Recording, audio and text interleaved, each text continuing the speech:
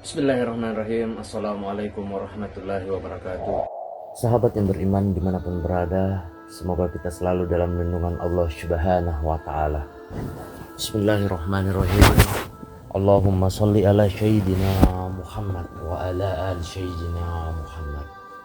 Segala puji bagi Allah Subhanahu wa Ta'ala, Rabb semesta alam. Salawat dan salam kepada Nabi kita, Nabi Muhammad sallallahu alaihi wasallam, keluarganya, para sahabat-sahabatnya, dan orang-orang yang mengikuti mereka hingga akhir zaman.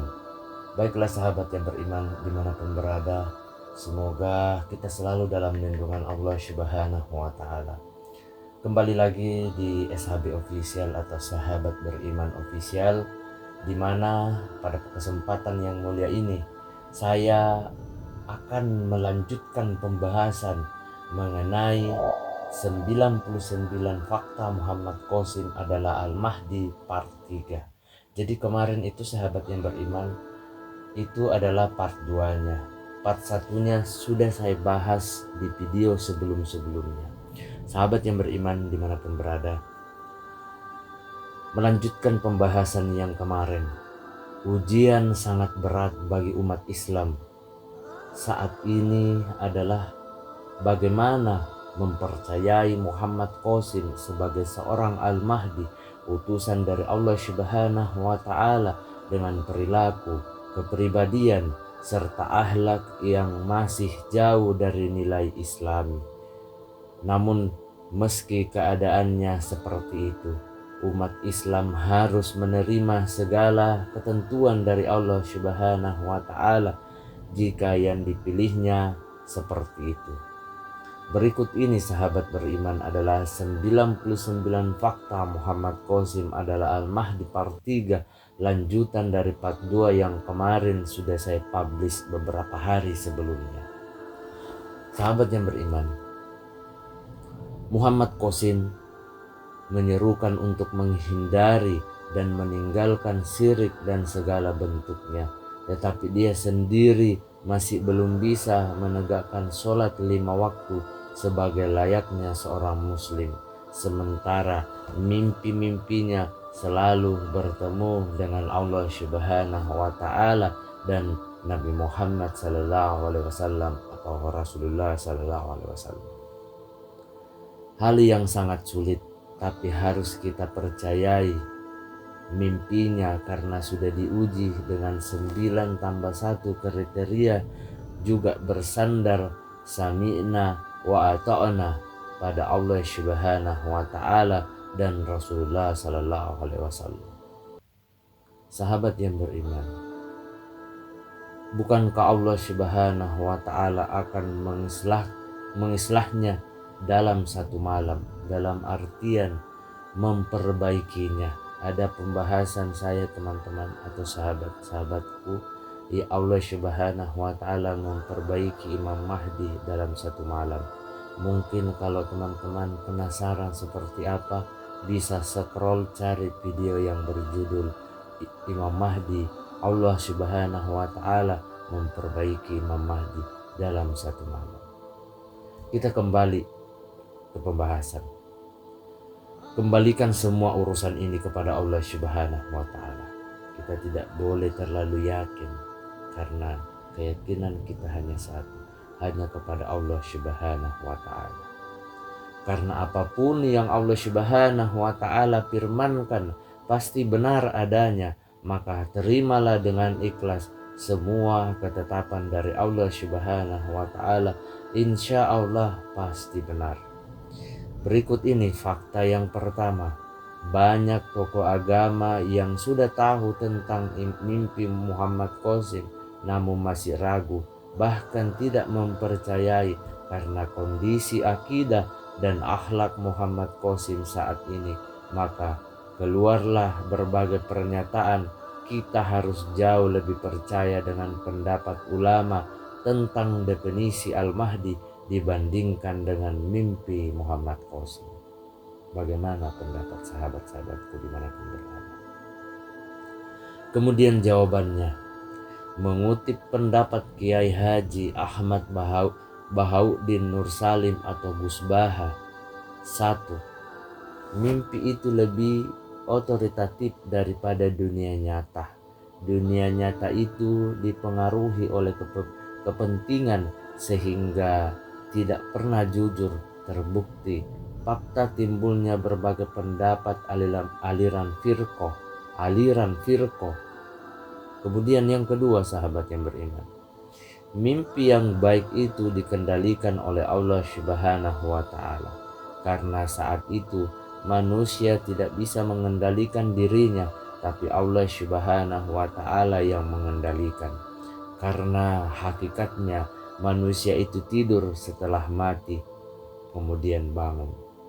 Misalnya, ketika kita di dunia lebih cenderung kepada mengumpulkan uang, tapi begitu kita mati, ternyata sujud itu lebih berharga dari hal terbaik dengan apa yang kita lakukan selama di dunia, karena sadar itu menunggu di akhirat. Sahabat yang beriman dimanapun berada, semoga kita selalu dalam lindungan Allah Subhanahu wa Ta'ala. Dalam hadis riwayat Muslim diterangkan, mimpi itu ada 3, yaitu mimpi yang baik merupakan kabar gembira dari Allah Subhanahu wa Ta'ala atau mubasyirat, mimpi karena bawahan pikiran seseorang atau bunga tidur, dan mimpi yang menyedihkan yang datang dari setan atau mimpi yang menakutkan. Jika kalian mimpi sesuatu yang tak kalian senangi, maka jangan kalian ceritakan pada siapapun. Berdirilah dan sholatlah. Poin terpenting adalah mimpi yang baik dikendalikan penuh oleh Allah Subhanahu wa Ta'ala, dan itu pasti benar. Sahabat yang beriman dimanapun berada, artinya kita mau mengatakan pendapat ulama siapapun, sehebat apapun, bisa jadi ada unsur kekeliruannya, karena setiap manusia memiliki keterbatasan. Tapi informasi dari Allah Subhanahu wa Ta'ala berupa kalam ilahi yang baik dalam bentuk wahyu maupun mubasyirat pasti benar. Tanpa mubasyirat banyak manusia yang akan tersesat. Semua punya tafsiran masing-masing, sehingga seperti yang Nabi katakan sampaikan bahwa umat Islam terkelompok menjadi 73 golongan besar, maka yang selamat menurut majelis yaitu orang yang berpegang kepada mubasyirat atau petunjuk berupa mimpi yang baik dari Allah Subhanahu wa Ta'ala. Kemudian yang kedua, fakta mereka hanya percaya apabila yang bermimpi itu akhlaknya baik dan alim. Jawabannya sahabat yang beriman, kebenaran mimpi seseorang bukan karena akhlak dan kesolehannya, tetapi karena kejujuran tersebut orang tersebut. Seperti dalam hadis berikut ini, Rasulullah Sallallahu Alaihi Wasallam bersabda, Muslim yang paling benar mimpinya adalah yang paling jujur perkataannya. Muttafaqah alaih. Dalam Al-Quran surat Yusuf 43 dan 46, Allah Subhanahu wa Ta'ala berfirman tentang Raja Mesir bermimpi aneh. Sesungguhnya aku bermimpi melihat 7 ekor sapi betina yang gemuk-gemuk dimakan oleh 7 ekor sapi betina yang kurus-kurus, dan 7 bulir yang hijau dan 7 bulir lainnya yang kering. Ternyata menggambarkan 7 tahun kekeringan, dan setelah ditawakilkan oleh Nabi Yusuf alaihissalam, maka Raja Mesir itu mengikuti pendapat dan saran Nabi Yusuf alaihissalam. Fir'aun yang bermimpi tentang akan lahir seorang bayi laki-laki di kalangan Bani Israel yang menjadi sebab kehancuran kerajaan kisah Nabi Musa alaihissalam, jadi peringatan dan petunjuk dari Allah Subhanahu wa Ta'ala berikan bukan hanya pada orang Islam yang tidak alim, bahkan pada otak kafir sekalipun. Perlu kita catat sahabat. Kemudian yang ketiga, fakta mustahil orang bertemu Allah dalam mimpi. Apa yang dialami Muhammad Qasim ternyata sudah pernah dialami oleh tokoh-tokoh besar terdahulu seperti Imam Abu Hanifah, bermimpi melebihi Muhammad Qasim pernah bermimpi bertemu dengan Allah Subhanahu wa Ta'ala sampai 1000 kali. Surah Afiqi Al-Akbar, kitab mulia Ali Al-Qari, ulama mazhab Hanafi. Imam Ahmad Ibnu Hanbal juga pernah berkata, mimpi bertemu dengan Allah Subhanahu wa Ta'ala sekali. Sarfiqi Al-Akbar di dalam kitab Ihya bahwa Imam Ahmad telah bermimpi melihat dan mendengar suara Allah Subhanahu wa Ta'ala. Jelas Muhammad Qasim tidak berbohong.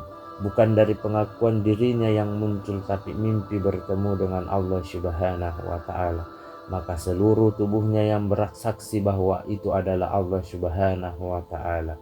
Mimpi bertemu dengan Allah Subhanahu wa Ta'ala itu juga dialami oleh banyak orang baik dari kalangan ulama ataupun orang biasa. Kemudian yang keempat, sahabat yang beriman, alhamdulillah Muhammad Qasim dilahirkan dari bumi yang akan disucikan nanti, yaitu Pakistan. Negara yang disucikan dari segala bentuk kesyirikan. Dari dalil akli, Pakistan adalah mayoritas muslim 99%. Dari Sunan Abu Daud, wahai anak Hawala, apabila engkau melihat kekhalifahan telah turun di bumi yang disucikan, maka sungguh telah dekat bencana gempa dan berbagai kesedihan. Perkara-perkara besar pada saat itu, hari kiamat lebih dekat kepada orang-orang daripada tanganku ini dari kepalaku.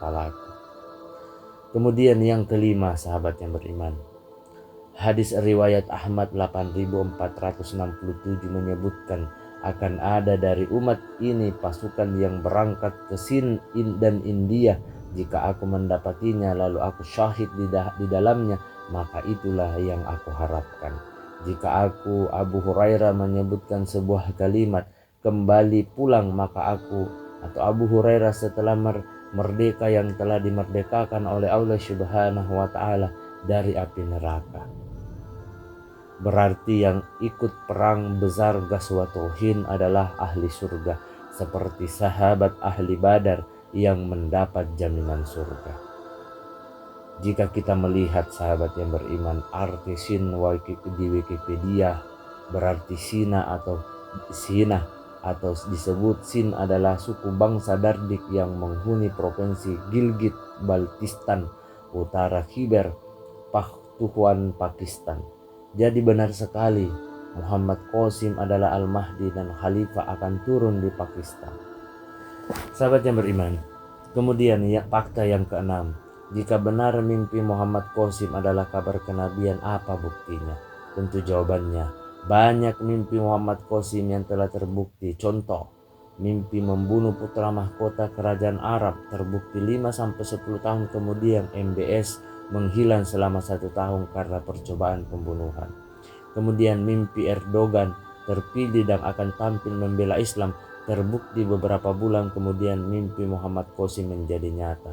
Erdogan menakutkan musuh-musuh Islam, berani bicara menentang Israel dan membuat keputusan Turki menjadi menara Islam kembali di mata dunia.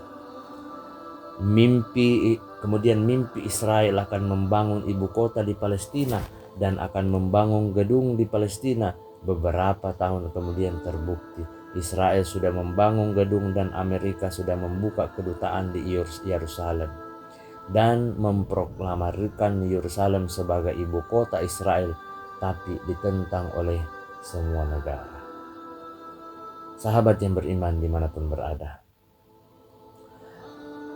demikian fakta dan jawaban yang membuktikan bahwa Al-Mahdi Muhammad Qasim sudah diutus oleh Allah Subhanahu wa Ta'ala, ditandai dengan gempa-gempa yang di berbagai belahan dunia. Bismillah, Allah Subhanahu wa Ta'ala bukakan hidayah agar kita semua menerima mubasyirat dan menjadi bagian dari perjuangan dakwah mubasyirat ini. Amin, amin ya rabbal alamin. Wallahu alam bisawab. Demikianlah pembahasan kita pada kesempatan yang mulia ini. Masih ada part 4, teman-teman. Kalau saya lanjutkan mungkin waktunya sangat panjang. Insya Allah di next hari Senin saya akan upload tentang 99 fakta Part 4. Sekian dari saya sahabat yang beriman. Saya selaku pemilik SHB Official memohon maaf apabila ada salah kata ataupun ucapan di dalam video ini. Perlu kita ketahui bahwa kebaikan dan kebenaran itu hanya milik Allah Subhanahu wa Ta'ala. Kesalahan serta keburukan itu datangnya dari saya pribadi selaku manusia biasa yang tidak pernah luput akan kesalahan. Sebelum saya mengakhiri sahabat yang beriman, jangan lupa untuk selalu support, dukung terus SHB Official dengan cara subscribe, like, share, dan komen. Sekian dari saya, akhir kata, wabillahi taufiq wal hidayah. Wassalamualaikum warahmatullahi wabarakatuh.